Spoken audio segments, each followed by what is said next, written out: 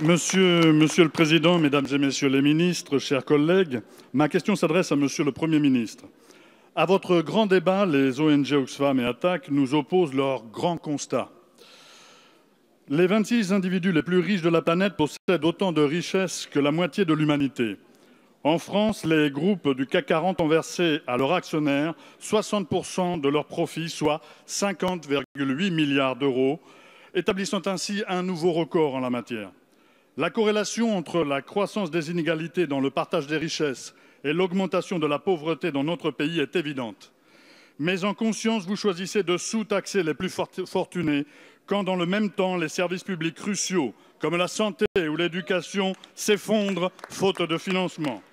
Aujourd'hui, le peuple de France se mobilise pour demander plus de justice fiscale et sociale. Vous ignorez ces injonctions populaires et légitimes pour privilégier celles de l'oligarchie dominante.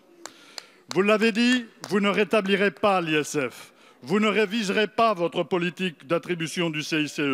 Vous vous obstinerez à transférer la charge fiscale des nantis vers les plus pauvres. À Versailles, vous flattez, vous honorez les multinationales dont les pratiques fiscales sont dénoncées jusque dans notre propre ministère des Finances. À Souillac, vous cantonnez le peuple derrière des barrières et des cordons de CRS et à des kilomètres de votre aimable consultation. Ce que dévoile ce rapport d'Oxfam et d'Attac, c'est l'ampleur de la catastrophe sociale que traverse notre pays et le désespoir qui l'accompagne. Et le danger pour notre République, c'est d'être sourd au cri de colère des Gilets jaunes qui fait écho à ce drame. La dérive autoritaire de votre gouvernement n'y changera rien. Monsieur le Premier ministre, avec tout le respect que je vous dois, parce que je me la pose et parce que les Français se la posent, je dois vous poser cette question. Avez-vous vraiment conscience de l'état de délabrement social dans lequel se trouve notre pays? Merci. La parole est à Monsieur Olivier Dussopt, secrétaire d'État auprès du ministre des Comptes et de l'Action publique.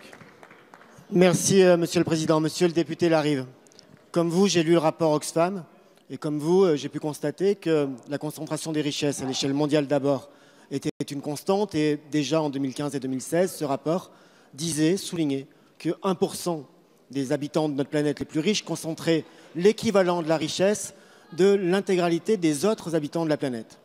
J'ai aussi vu dans ce rapport, au-delà des titres et des illustrations extrêmement parlantes sur la concentration de la richesse à tout niveau, j'ai vu que notre pays, la France, était parmi les mieux classés, que nous sommes le 3e pays en matière de redistribution, que grâce au système de redistribution fiscale et sociale, les inégalités de richesse et de revenus entre les 10% les plus riches et les 10% les plus pauvres sont ramenés de 21 à 6 et entre les 20% les plus riches et les 20% les plus pauvres sont ramenés de 8 à 4.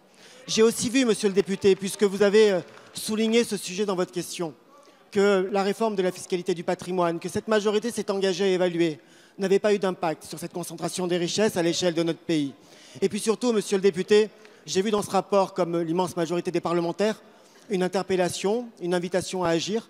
C'est ce que nous faisons en augmentant le revenu des plus défavorisés. Cela passe par la revalorisation des minima sociaux, comme l'allocation adulte handicapé, comme le minimum vieillesse, comme les prestations versées aux familles monoparentales. Ça passe par le renforcement du revenu de celles et ceux qui travaillent et qui ont les revenus les plus faibles. Je pense notamment à la prime d'activité. Et puis ça passe par la réduction des dépenses contraintes, le travail mené par Agnès Buzyn en matière sociale sur le reste à charge zéro pour faire en sorte que les ménages les moins favorisés de notre pays aient moins à payer pour des dépenses qui leur sont imposées, notamment en matière médicale. L'ensemble des mesures que nous prenons pour réduire la pauvreté, pour réduire les inégalités, méritent d'être soutenues. Et parce que vous êtes conscient de cette concentration, parce que vous avez été interpellé par Oxfam, je suis convaincu que les prochaines mesures que nous vous présenterons seront soutenues par vous.